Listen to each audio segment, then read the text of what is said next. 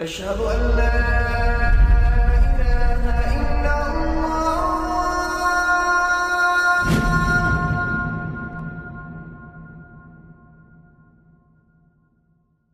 Raindrops media পরিবেশিত audio lecture series সিরাহ। এই সিরিজে আলোচিত হবে পৃথিবীর বুকে শ্রেষ্ঠতম মানুষ রাসূলুল্লাহ মুহাম্মদ সাল্লাল্লাহু আলাইহি ওয়াসাল্লামের জীবন কথা। ইন্নাল হামদুলিল্লাহ ওয়াসসালাতু ওয়াসসালামু আলা রাসূলিল্লাহ ওয়া আলা আলিহি ওয়া আসহাবিহি ওয়া সাল্লামা তাসলিমান কাসীরান মাজিদান ইলা ইয়াউমিদ্দিন, আম্মা বা'দ।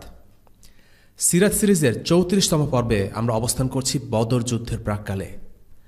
আগের পর্বে আমরা আলোচনা করেছি কেন এই বদরের যুদ্ধের সূত্রপাত হয়েছিল।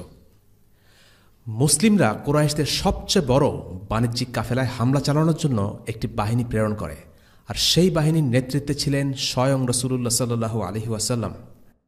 কুরাইশরা হামলার খবর আঁচ করতে পেরে নিরাপদ দূরত্বে সরে আসে। অন্যদিকে কুরাইশদের কেন্দ্রীয় নেতৃবৃন্দ এই ঘটনায় প্রচণ্ড ক্ষেপে যায়। তারা মুসলিমদেরকে একটি উপযুক্ত শিক্ষা দেওয়ার জন্য বিশাল সেনাদল প্রেরণ করার সিদ্ধান্ত নেয়। তবে এই সিদ্ধান্ত ছিল কেবলই ঔদ্ধত্যের বশে, লোক দেখানো। তারা মুসলিমদের উপর আক্রমণ চালানোর মাধ্যমে সমগ্র আরবের কাছে একটি দৃষ্টান্ত স্থাপন করতে চাইছিল, যেন কেউ আর কখনো কুরাইশদের কাফেলায় হামলা চালানোর দুঃসাহস না দেখায়। তাই তারা বিশাল সেনাবাহিনীর সাথে পাঠিয়ে দিল মদ, বাদ্যযন্ত্র আর মহিলা নর্তকী, গায়িকা। তাদের পরিকল্পনা ছিল মুসলিমদের পরাজিত করার পর তারা ৩ দিন বদরের প্রান্তরে অবস্থান করবে, মদ খাবে আর গান বাজনা করে বিজয় সেলিব্রেট করবে। আল্লাহ তাআলা পবিত্র কুরআনে তাদের এই যাত্রার দৃশ্য উল্লেখ করেছেন। ولا تكونوا كالذين خرجوا من ديارهم بطرا ورئاء الناس ويصدون عن سبيل الله والله بما يعملون محيط। আর তোমরা তাদের মতো হয়ো না যারা তাদের ঘর থেকে অহংকার ও লোক দেখানোর উদ্দেশ্যে বের হয়েছে এবং আল্লাহর রাস্তায় বাধা প্রদান করে, আর তারা যা করে আল্লাহ তা পরিবেষ্টন করে আছেন। সূরা আনফাল আয়াত ৪৭। অন্যদিকে মুসলিমরা এসেছিল কাফেলা দখল করার উদ্দেশ্যে, কিন্তু তাদের কোনো ধারণাই ছিল না কুরাইশরা পাল্টা এত বড় বাহিনী প্রেরণ করে বসবে। রাসূলুল্লাহ সাল্লাল্লাহু আলাইহি ওয়াসাল্লাম সাহাবীদের সাথে পরামর্শ করলেন। সিনিয়র মুহাজির ও আনসার সাহাবীরা কুরাইশদের সাথে মোকাবেলা করার ব্যাপারে মত দিলেন। মদিনা থেকে অতিরিক্ত সেনা পাঠানোর কোনো সুযোগ বা সময় ছিল না, দূরত্বের কারণে এবং সময়ের কারণে। তাই তাদের যা ছিল তা নিয়েই মোকাবেলা করার উদ্দেশ্যে রওনা হলেন বদরের প্রান্তরে। রাসূলুল্লাহ সাল্লাল্লাহু আলাইহি ওয়াসাল্লাম ও তার বাহিনী বদরের পথে এগোনোর সময় কুরাইশ বাহিনীর অবস্থান সম্পর্কে নিয়মিত তথ্য সংগ্রহ করে যাচ্ছিলেন, ইংরেজিতে যাকে বলা হয় রিকনেসেন্স। বদরের কাছাকাছি পৌঁছে একটি জায়গায় তিনি থামলেন। তার সাথে ছিলেন আবু বকর রাদিয়াল্লাহু আনহু। সেখানে এক বুড়ো বেদুইনের দেখা পেলেন। তাকে থামিয়ে নিজ পরিচয় গোপন করে তার সাথে কথা বললেন। তার কাছে কুরাইশ এবং মুসলিম বাহিনীর তথ্য জানতে চাইলেন। বুড়ো লোকটি বলল, দেখুন, আপনারা নিজেদের পরিচয় না দেওয়ার আগে আমি কিছুই বলবো না। আচ্ছা ঠিক আছে, আপনি যদি আমাদেরকে তথ্য দেন তাহলে আমরা কারা সেটা আপনাকে বলবো, রাসূলুল্লাহ বললেন। আচ্ছা, আমি তথ্য দিলে তোমরাও দেবে, তাই তো? হ্যাঁ। আচ্ছা ঠিক আছে, আমি শুনেছি মুহাম্মদ সাল্লাল্লাহু আলাইহি ওয়াসাল্লাম এবং তার সাহাবীরা অমুক দিনে বের হয়েছে। যদি সে তথ্যটি সত্যি হয় তবে আজকে তাদের অমুক জায়গায় থাকার কথা। আর কুরাইশদের ব্যাপারে শুনেছি তারা অমুক দিনে বের হয়েছে। সে তথ্যটি যদি সত্যি হয় তাহলে আজকে তারা অমুক জায়গায় থাকার কথা। এবার তোমরা বলো, তোমরা কোথা থেকে এসেছ? আমরা মা থেকে এসেছি। এ কথা বলে রাসূলুল্লাহ সাল্লাল্লাহু আলাইহি ওয়াসাল্লাম সেখান থেকে চলে আসছিলেন, আর বৃদ্ধ লোকটি জিজ্ঞেস করছিল, মা থেকে মানে? এটা কি ইরাকের পানি থেকে? কিন্তু রাসূলুল্লাহ সাল্লাল্লাহু আলাইহি ওয়াসাল্লাম কোনো উত্তর না দিয়ে হেঁটে চলে যাচ্ছিলেন, যেন লোকটি আর কোনো প্রশ্ন করার সুযোগ না পায়। আসলে রাসূলুল্লাহ বলতে চেয়েছিলেন, আমরা মা থেকে অর্থাৎ পানি থেকে এসেছি, কারণ আল্লাহ সুবহানাহু ওয়া তাআলা কোরআনে বলেন মানুষকে সৃষ্টি করা হয়েছে পানি থেকে। কথার কৌশলে আল্লাহ রাসূল বুড়ো লোকটিকে এড়িয়ে গেলেন এবং তাকে কোনো তথ্য দিলেন না। বৃদ্ধটি মুসলিম বাহিনীর সম্ভাব্য অবস্থান সম্পর্কে একেবারে নির্ভুল তথ্য দিয়েছিল।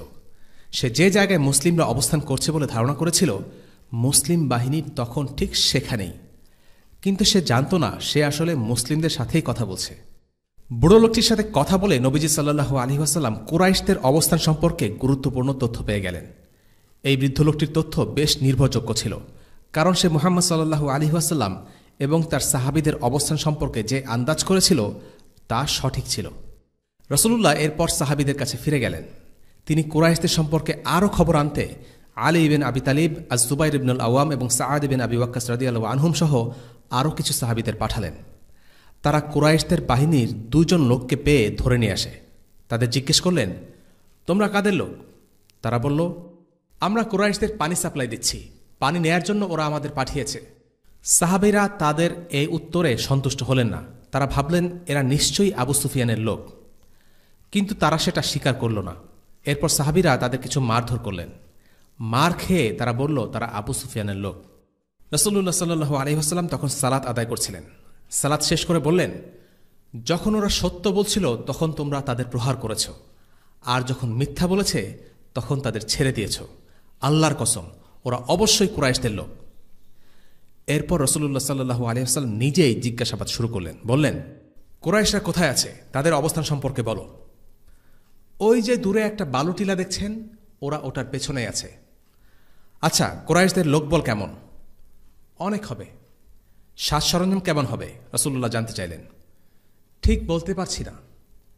আচ্ছা, তারা প্রতিদিন কয়টি উট জবাই করে তা জানো? তারা একদিনে 10টি উট জবাই করে, আর পরের দিন জবাই করে 9টি। তাহলে তাদের সংখ্যা 900 থেকে 1000 জন। রাসূলুল্লাহ সাল্লাল্লাহু আলাইহি ওয়াসাল্লাম এরপর জানতে চাইলেন, কুরাইশ নেতাদের মধ্যে থেকে কারা এসেছে তা জানো? তারা বলল, Utba ibn Rabiya, শাইবা ibn Rabiya, Abul বুখতার ibn Hisham, Hakib ibn হিজাম, Nawfal ibn Khuwaylid, হারিস ইবন আমির ইবন নওফাল, তুআইমা ইবন আদি ইবন নওফাল, নজর ইবন হারিস, জামা ইবন আসওয়াদ, আবু জাহেল ইবন হিশাম, উমাইয়া বিন খালাফ, হাজ্জাজের 2 পুত্র নবিহ এবং মুনাব্বিহ, সুহাইল ইবন আমর, ওমর ইবন আব্দ ঔদ। এরপর রাসূলুল্লাহ সাল্লাল্লাহু আলাইহি ওয়াসাল্লাম মুসলিমদের লক্ষ্য করে বললেন, মক্কা তার কলিজার টুকরোগুলো তোমাদের মোকাবেলায় পাঠিয়েছে। এবারে আলোচনা করা যাক 2 বাহিনীর পরিসংখ্যান নিয়ে। বদরের যুদ্ধে কুরাইশদের সঠিক সংখ্যা ছিল 950 জন। রাসূলুল্লাহ সাল্লাল্লাহু আলাইহি ওয়াসাল্লামের হিসাব প্রায় ঠিক ছিল। মুসলিম বাহিনীর সংখ্যা ছিল 300 জনের একটু বেশি, অর্থাৎ মুসলিমরা ছিল কুরাইশদের 3 ভাগের 1 ভাগ। তাদের মধ্যে 86 জন ছিলেন মুহাজির, 61 জন ছিলেন আউস গোত্রের, আর 170 জন ছিলেন আল খাজরাজের। আল আউস গোত্রের বাসস্থান ছিল মদিনার উপরিভাগে, আর রাসূলুল্লাহ সাল্লাল্লাহু আলাইহি ওয়াসাল্লাম সেনা সংগ্রহ করার সময় বলেছিলেন, যাদের বাহন প্রস্তুত আছে তারা শুধু সেনাদলে যোগদান করতে পারবে।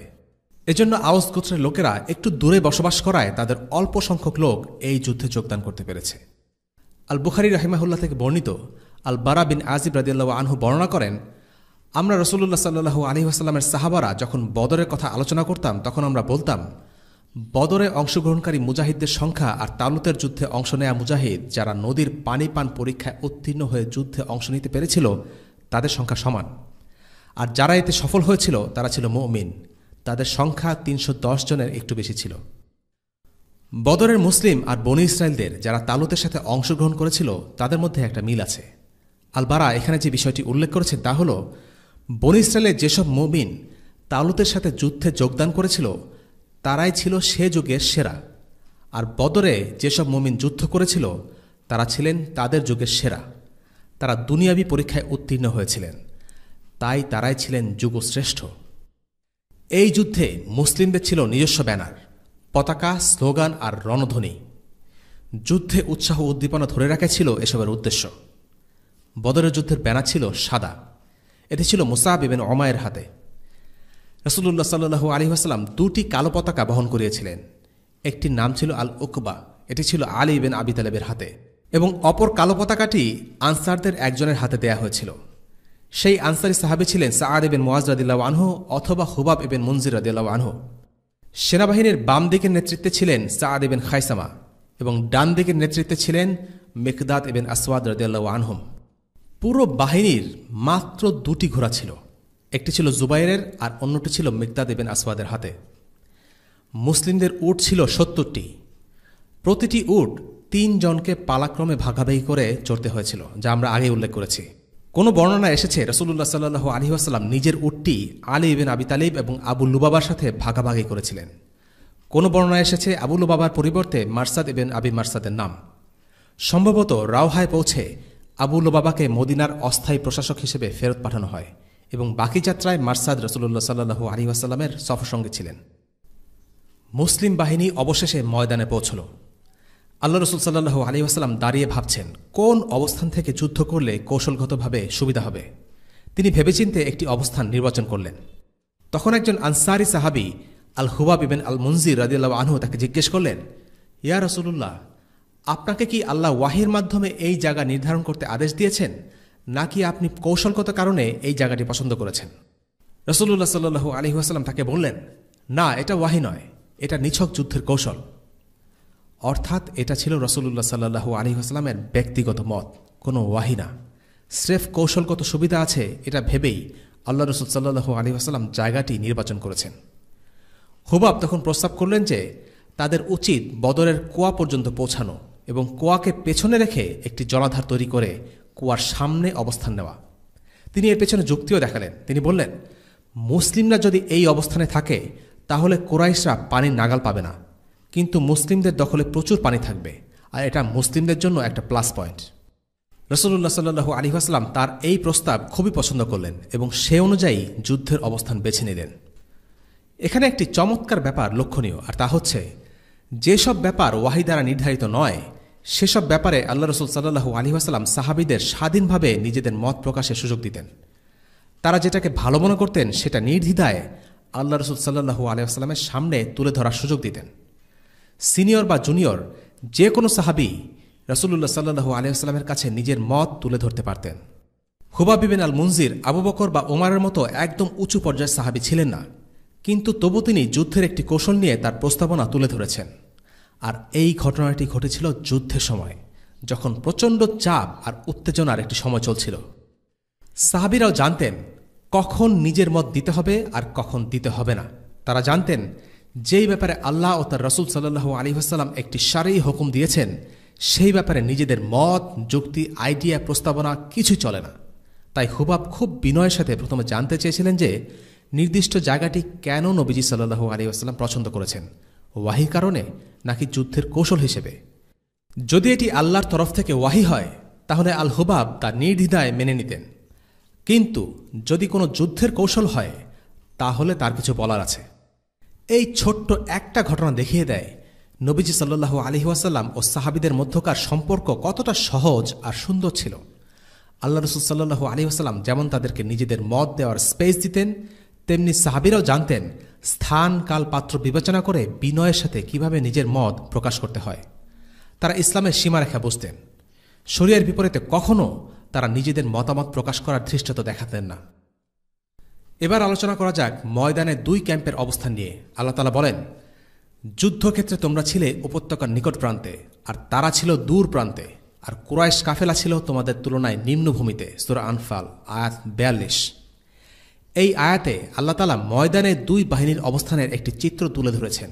এই আয়াতে একটি উপত্যকার কথা বলা হচ্ছে।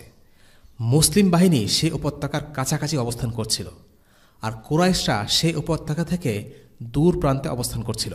ইবনে ইসহাক বলেন, কুরাইশ বাহিনী উপত্যকার দূর প্রান্তে আকানকাল টিলার অপর পাশে গিয়ে শিবির স্থাপন করে। বদর ও আকানকালের মধ্যবর্তী মরুময় উপত্যকাটি ছিল অসমতল, যার পশ্চাতে ছিল কুরাইশরা। উপত্যকার নাম বাতনে ইয়ালিল। বদরের কূপের অবস্থান ছিল নিকট প্রান্তে, অর্থাৎ বাতনে ইয়ালিল থেকে মদিনার দিকে। আরবে তখন বৃষ্টির মৌসুম ছিল না, কিন্তু তবুও পরদিন সকালে বৃষ্টি হয়েছিল। যেই উপত্যকার কথা এই আয়াতে বলা হচ্ছে সেই উপত্যকার মাটি ছিল নরম, কিন্তু আকাশ থেকে পানি মাটিকে এমনভাবে শক্ত করে দিয়েছিল যে রাসূলুল্লাহ সাল্লাল্লাহু আলাইহি ওয়াসাল্লাম এবং তার বাহিনীর অগ্রসর হতে কোনো কষ্টই হয়নি। অপরদিকে কুরাইশ বাহিনী যেখানে অবস্থান করছিল সেখানে বৃষ্টির কারণে মাটি এতটাই স্যাঁতসেঁতে হয়ে পড়েছিল যে তারা ঠিকমতো সামনে এগোতেই পারছিল না। এই বৃষ্টি দুপক্ষের উপরেই বর্ষিত হয়েছিল, মুসলিমদের আর কাফিরদের উপর। কিন্তু মুসলিমদের জন্য মাটি হয়েছিল চলাচলের জন্য সহজ, অথচ একই বৃষ্টি কুরাইশদের জন্য মাটিকে করে দিয়েছিল কর্দমাক্ত আর দুঃসাধ্য। এটা তাদের সেনাবাহিনীকে বিপাকে ফেলে দেয়।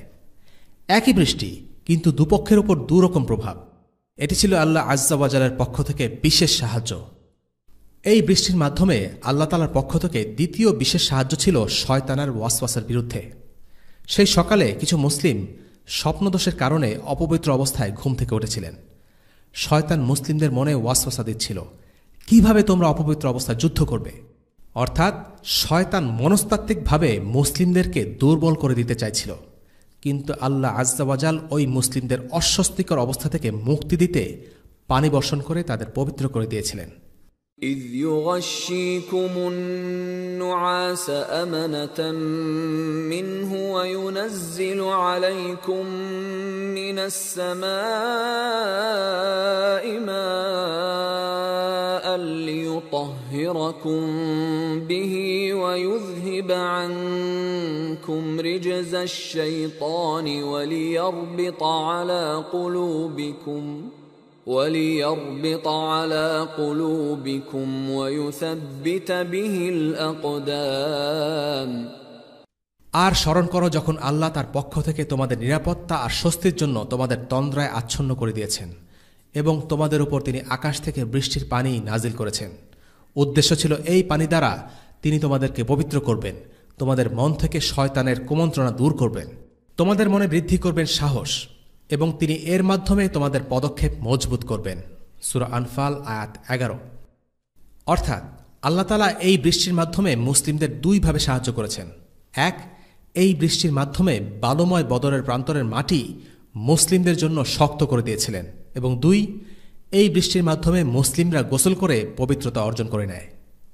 আল্লাহ তাআলার পক্ষ থেকে মুসলিমদের জন্য আরেকটি বিশেষ সাহায্য ছিল ঘুম বা তন্দ্রা, যার কথা আল্লাহ তাআলা কোরআনে একই আয়াতে উল্লেখ করেছেন। তিনি বলেছেন, আর স্মরণ করো যখন আল্লাহ তার পক্ষ থেকে তোমাদের নিরাপত্তা আর স্বস্তির জন্য তোমাদের তন্দ্রায় আচ্ছন্ন করে দিয়েছেন।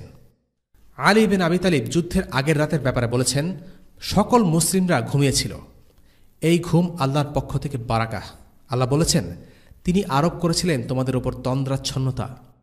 সাধারণত যুদ্ধের আগের রাতে সবাই খুবই উদ্বিগ্ন, চিন্তিত আর ভীত অবস্থায় থাকে, কিন্তু সাহাবারা নিশ্চিন্ত মনে ঘুমাচ্ছিলেন।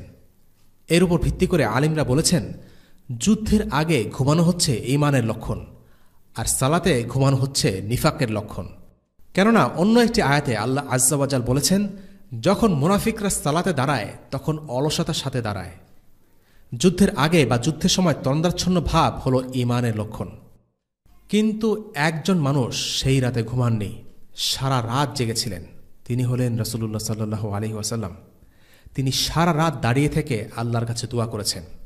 তিনি একটি গাছের নিচে বসে সারা রাত সালাত আদায় করেছেন, কেঁদেছেন। সকাল পর্যন্ত তিনি এমনটা করেছেন। যুদ্ধের আগের রাতে রাসূলুল্লাহ সাল্লাল্লাহু আলাইহি ওয়াসাল্লাম একটি স্বপ্ন দেখেছিলেন। স্বপ্নকে আমরা খুব একটা গুরুত্ব দেই না, কিন্তু সুস্বপ্নের মাধ্যমে আল্লাহ সুবহানাহু ওয়া তাআলা মুমিনদের সুসংবাদ দেন।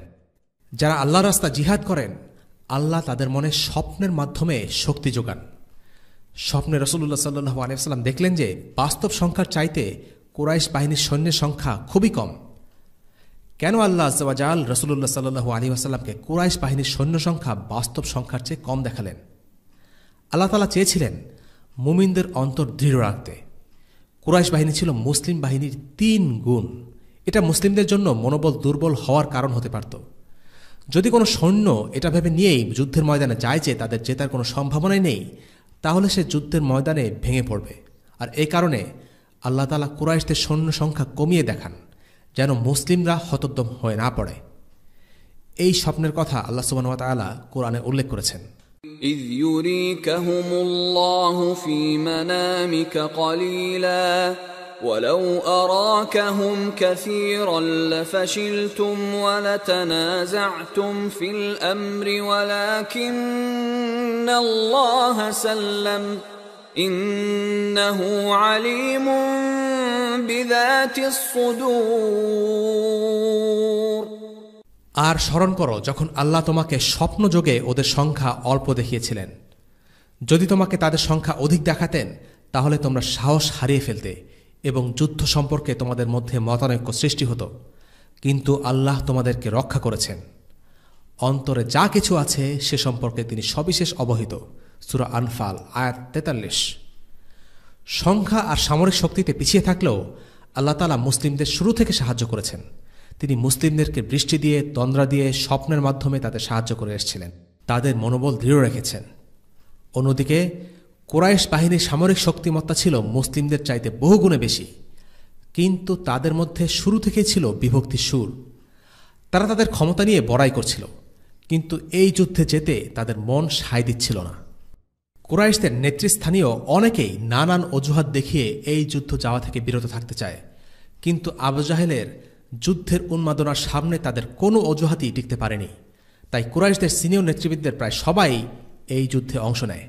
আল্লাহ তাআলা কুরাইশদের ব্যাপারে বলেন, إن تستفتحوا فقد جاءكم الفتح وإن تنتهوا فهو خير لكم وإن تعودوا نعد ولن تغني عنكم فئتكم شيئا ولو كثرت وأن الله مع المؤمنين। হে কাফেররা, তোমরা একটা সিদ্ধান্ত চেয়েছিলে। হ্যাঁ, আজ সে সিদ্ধান্তকর মুহূর্তটি তোমাদের সামনে এসে গেছে। যদি তোমরা এখন যুদ্ধ থেকে বিরত থাকতে চাও, তবে তা তোমাদের জন্য কল্যাণকর। আর তোমরা যদি যুদ্ধের জন্য ফিরে আসো, তবে আমরাও ফিরে আসব। আর তোমাদের বাহিনী সংখ্যায় যতই বেশি হোক না কেন, তা তোমাদের কোনোই উপকারে আসবে না, কারণ আল্লাহ ঈমানদারদের সাথেই আছেন। সূরা আনফাল আয়াত 19। এই আয়াতে আল্লাহ তাআলা যে সিদ্ধান্তের কথা বলছেন সেটা ছিল আসলে আবু জাহেলের একটি বিচার চাওয়া, যা সে আল্লাহর কাছে চেয়েছিল। বদরের ময়দানে এসে আবু জাহেল আল্লাহর কাছে একটি দোয়া করে। সে নবীজি সাল্লাল্লাহু আলাইহি ওয়াসাল্লাম সম্পর্কে আল্লাহর কাছে অভিযোগ করে বলে, এই হলো সেই লোক যে আত্মীয়তার সম্পর্ক এমনভাবে নষ্ট করেছে যা আমাদের মাঝে আর কেউ কখনো করেনি। সে এমন দিন নিয়ে আমাদের মাঝে হাজির হয়েছে যা আমাদের মাঝে ছিল না। হে আল্লাহ, এই সকালে তাকে ধ্বংস করে দিন। আল্লাহ তাআলা তার এই চাওয়াকে এই আয়াতে বিজয় বা ফাতেহ বলে উপহাস করে বলেছেন, বিজয় চেয়েছিলে, নাও, বিজয় মুহূর্ত এসেই গেছে। আসলে আল্লাহ তাআলা তাদের পরাজয়কে এখানে বিজয় বলে উপহাস করছেন। কুরাইশদের মধ্যে এমন কিছু লোক ছিল যারা শেষ মুহূর্ত পর্যন্ত এই যুদ্ধের বিরোধিতা করে গেছে। এমন একজন লোক ছিল উতবা ইবনে রাবিয়া, যার নাম আমরা আগের পর্বে উল্লেখ করেছি। সে ময়দানে এসেছিল একটি লাল উটের পিঠে চড়ে।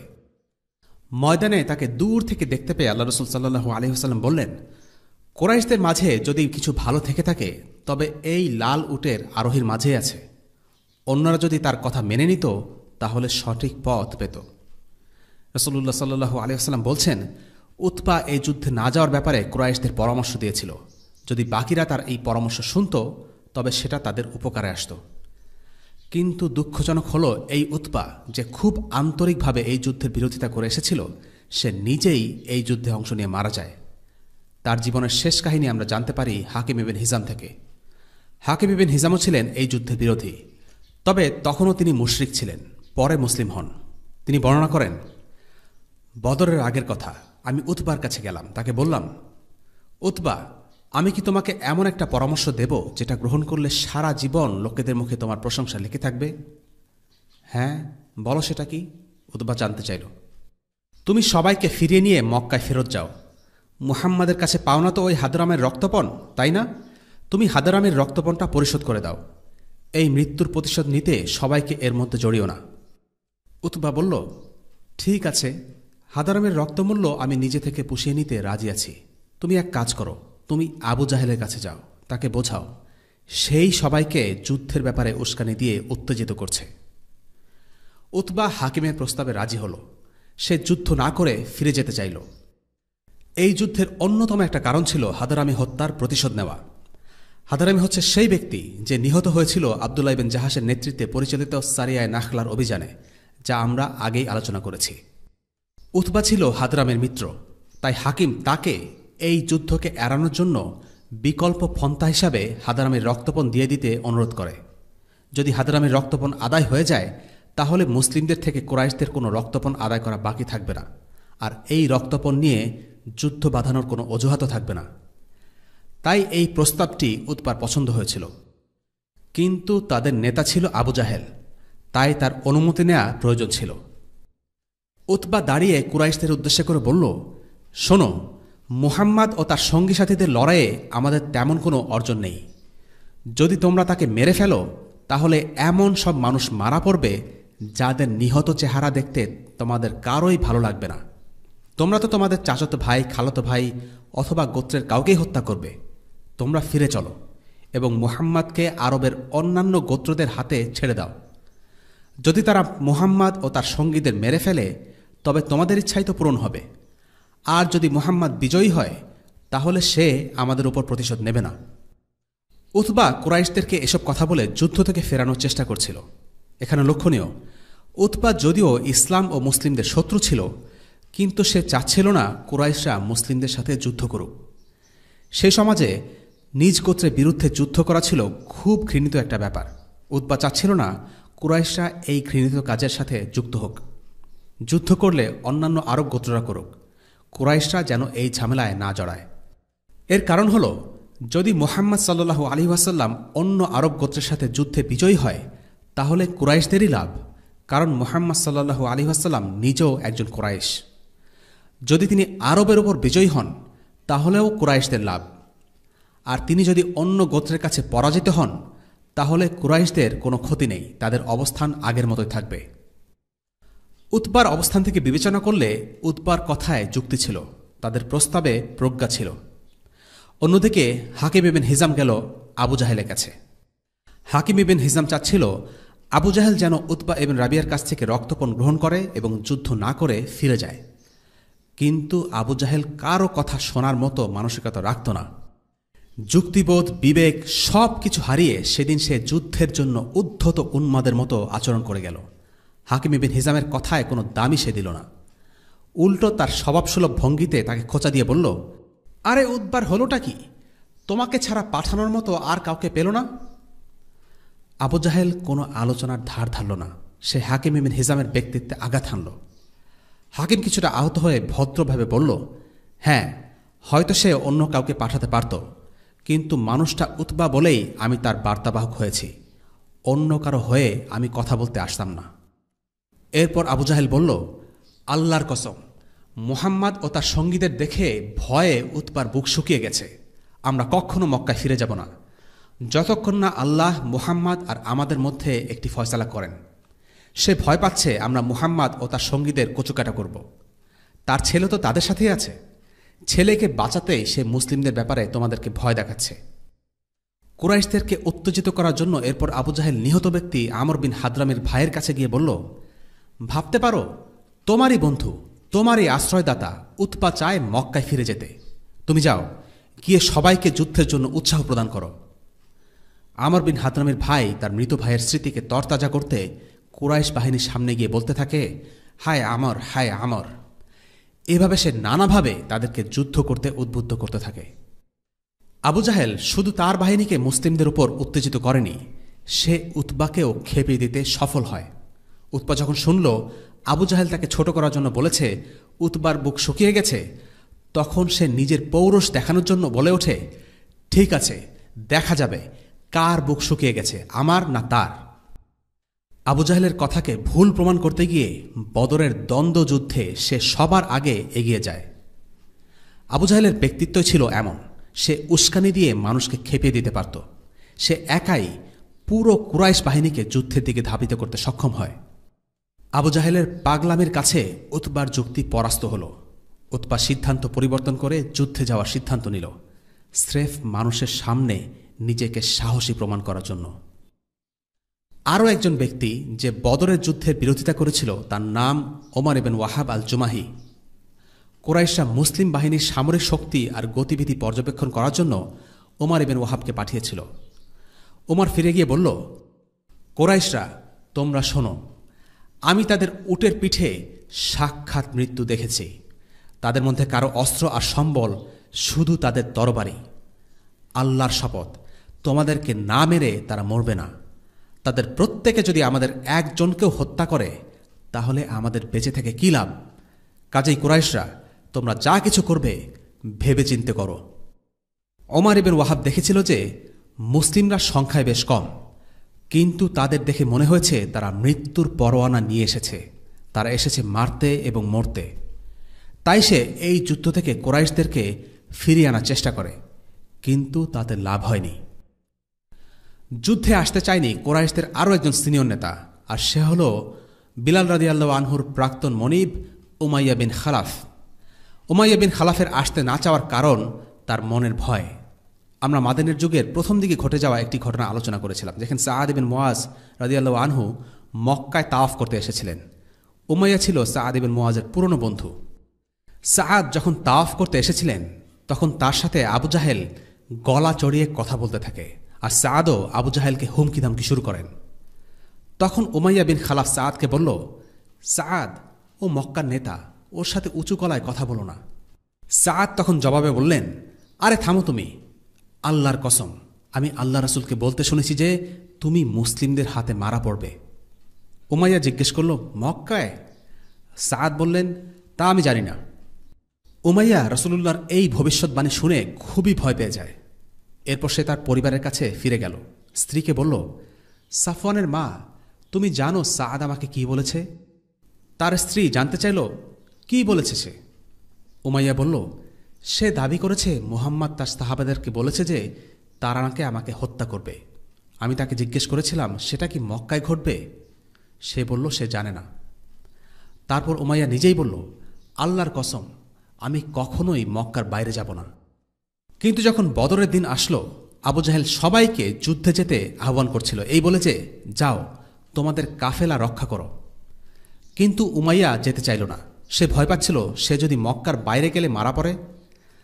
আবু জাহেল তার কাছে এসে বলল, দেখো আবু সাফওয়ান, তুমি একজন নেতা, তুমি যদি যুদ্ধে না যাও তাহলে অন্যরাও বসে থাকবে।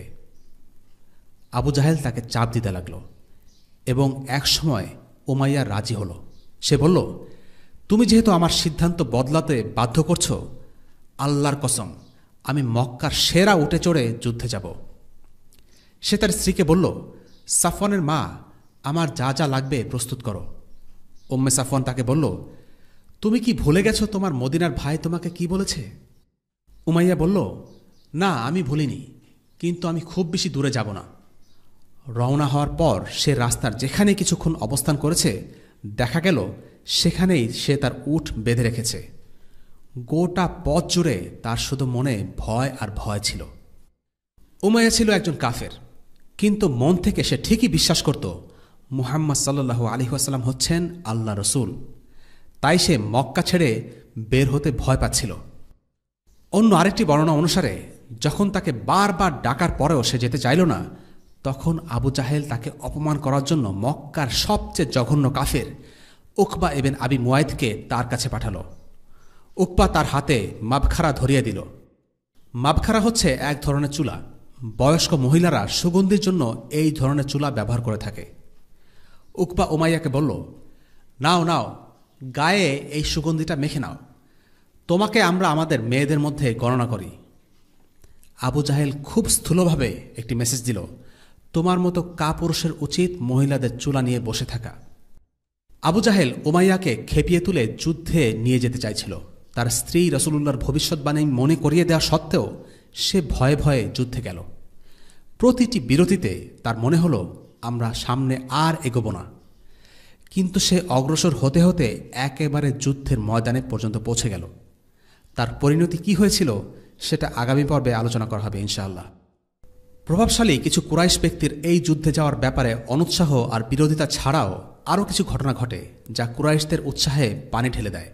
যেমন বনু হাশিমের একাধিক সদস্য এমন কিছু স্বপ্ন দেখে যা তাদের মনোবলকে আরও দুর্বল করে দেয়, যা গত পর্বে আমরা আতিকার স্বপ্নের কথা আলোচনা করেছিলাম।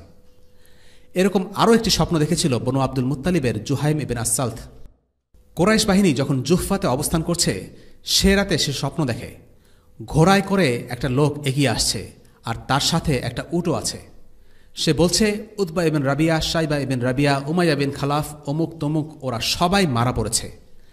তারপর আমি দেখলাম লোকটা তার উটের ঘাড়ে আঘাত করে উটের কাটা মাথা আমাদের ক্যাম্পে ছুঁড়ে মারল, আর আমাদের ক্যাম্পের প্রত্যেকটা তাঁবুতে রক্তের ছিটা এসে পড়ল। আবু জাহেল সে স্বপ্নের কথা শুনে তো ভয় পেলই না, বরং সে বলল, আরে এ দেখি আব্দুল মুত্তালিব পরিবারের আরেক নবী এসেছে, কালকেই তোমরা দেখবে কে কাকে মারে।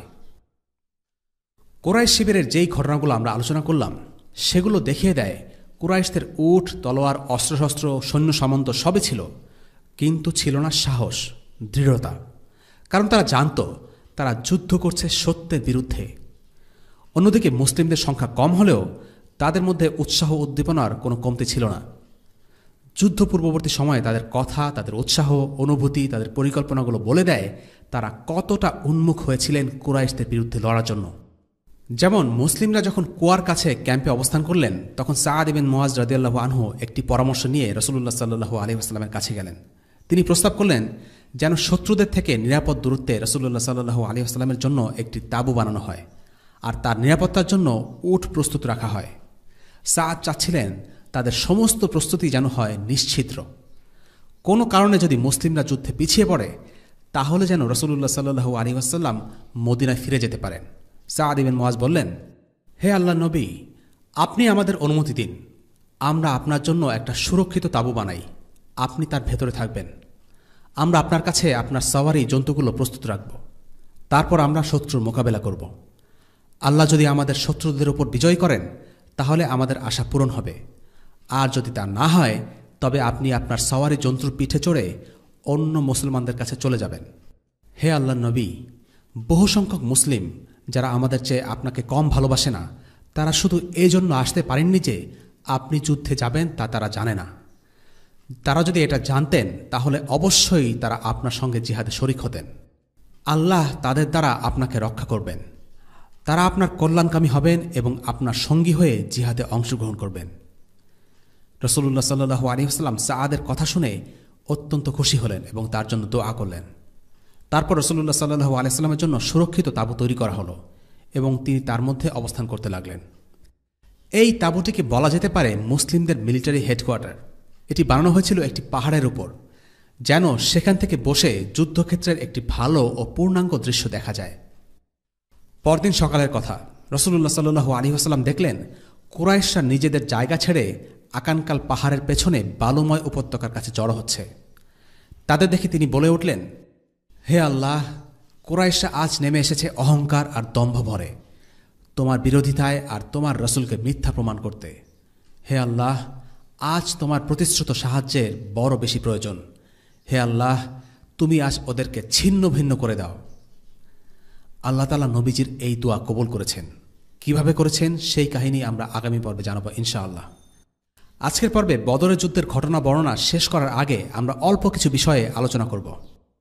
আল্লাহ তাআলা কোরআনে বলেন, إذ أنتم بالعدوة الدنيا وهم بالعدوة القصوى والركب أسفل منكم ولو تواعدتم لاختلفتم في الميعاد ولكن ليقضي الله أمرا كان مفعولا ليهلك من هلك عن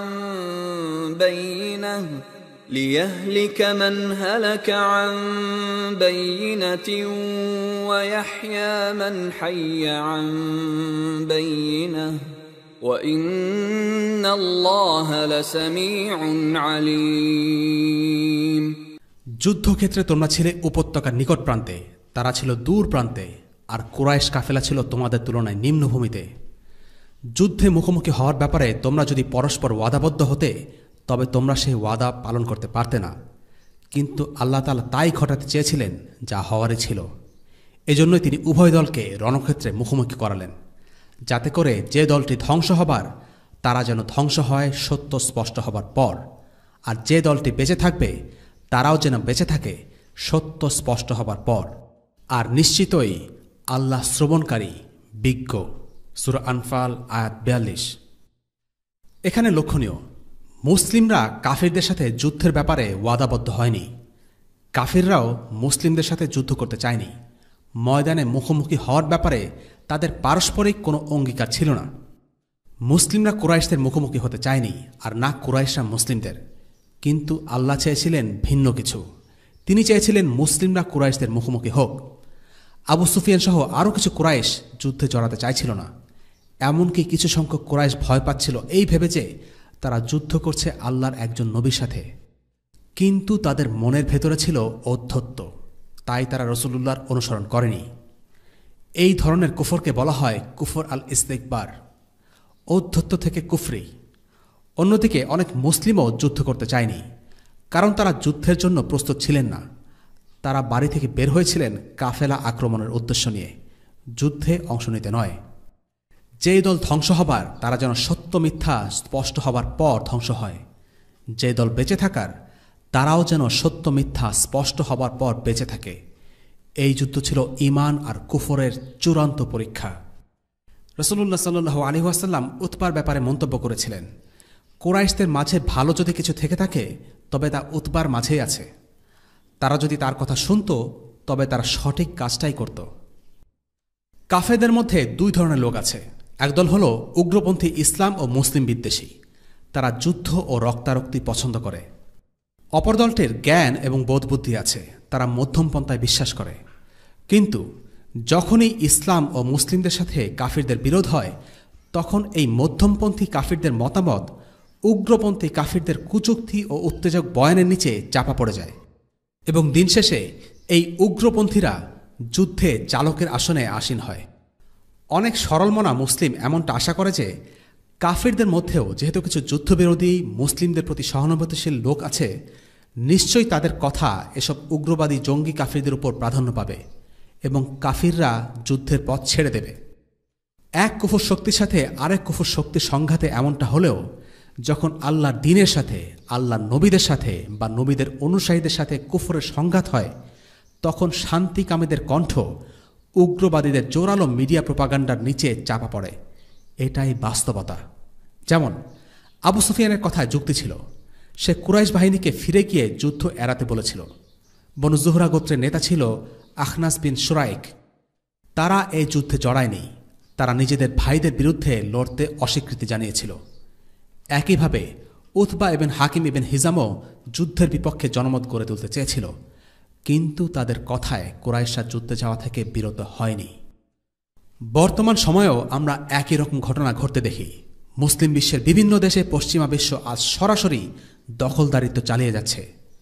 যে কোনো দেশে আক্রমণ চালানোর পূর্বে পশ্চিমারা তাদের মিডিয়াতে সে যুদ্ধের পক্ষে ব্যাপক প্রচারণা চালায়। এই প্রচার প্রচারণায় তারা সত্য মিথ্যা সবই মিশিয়ে দেয়। যেমন 2003 সালে ইরাকে আক্রমণ করার পূর্বে গ্লোবাল মিডিয়াতে মিথ্যা প্রোপাগান্ডা চালানো হয় যে ইরাকে মানব বিধ্বংসী অস্ত্র আছে, আর এই তথ্যকে পুঁজি করে তারা ইরাকে আক্রমণ করে তছনছ করে দেয়, লাখ লাখ মানুষকে হত্যা করে। এই যুদ্ধে যাবার আগে পশ্চিমা দেশে বিরোধিতা করার মতো লোকও ছিল। তারা সঠিক তদন্ত করার দাবি করেছিল এবং যুদ্ধের পরিণতি নিয়ে ভেবে দেখার প্রস্তাব করেছিল, কিন্তু তাদের কথা আমল নেওয়া হয়নি। এর কারণ হল তাওহীদের বিরোধিতায় কাফিরদের মাথায় বিবেক বা যুক্তি কোনো স্থান পায় না, বরং ঔদ্ধত্য, অহংকার আর এগোইমি তাদের অন্ধ করে দেয়। সব সময় এমনটা হয়ে আসছে। তাই কাফিরদের মধ্যে মুসলিমদের প্রতি সহানুভূতিশীল ও বিবেকবান মানুষ থাকলেও মুসলিমদের ব্যাপারে কাফির রাষ্ট্রদের দখলদারিত্বের নীতি সবসময়ই বহাল ছিল এবং আছে। ইসলাম ও মুসলিমদের কোনো ব্যাপারে কাফিরদের আচরণ স্বাভাবিক থেকে স্ট্যান্ডার্ড থাকে ভিন্ন। যেমন আবু সুফিয়ানের ছেলেকে মুসলিমরা যুদ্ধবন্ধু হিসেবে ধরে নিয়ে যায়। আবু সুফিয়ানকে বলা হয় সে যেন মুক্তিপণ দিয়ে তার ছেলেকে ছাড়িয়ে নিয়ে যায়, কিন্তু সে তা প্রত্যাখ্যান করে। মুসলিমরা তার এক ছেলেকে আগে হত্যা করেছিল, তাই সে জিদের বশে অপর ছেলেকে মুক্তিপণ দিয়ে ছাড়িয়ে আনতে প্রত্যাখ্যান করে। নিজের ছেলেকে সুযোগ পাওয়া সত্ত্বেও সে ছাড়িয়ে আনেনি, বরং মুসলিমদেরকে শিক্ষা দিতে কুরাইশদের দীর্ঘদিনের একটি প্রথা ভাঙে। কুরাইশরা হজ যাত্রীদেরকে খুব সম্মান করত। বন্ধু শত্রু নির্বিশেষে তারা সকল হজ যাত্রীকে আদর আপ্যায়ন করত।